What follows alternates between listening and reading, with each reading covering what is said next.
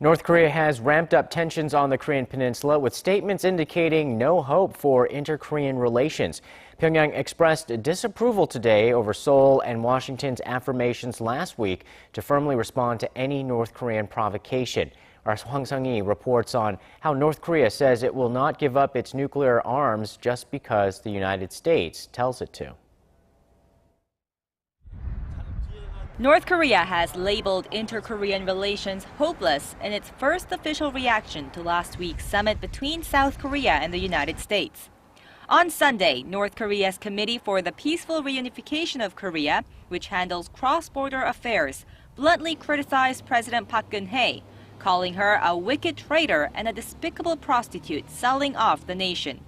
It said the outcome of President Obama's trip to South Korea clearly justified North Korea's determination to counter the U.S. by force and settle the conflict with an all-out nuclear showdown.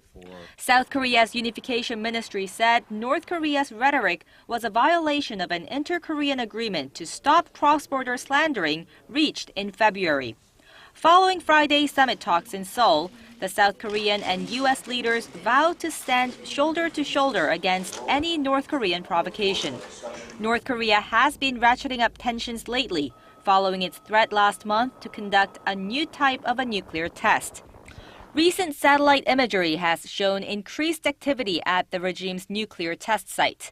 South Korea, the U.S., and Japan are concerned the upcoming test could be larger than North Korea's 3 previous tests. The latest rhetoric out of Pyongyang comes as North Korean leader Kim Jong-un revealed plans on Sunday to develop the regime's military prowess for confrontation with the United States. Experts view the recent escalation in tensions as Pyongyang's attempt to justify itself ahead of its 4th nuclear test.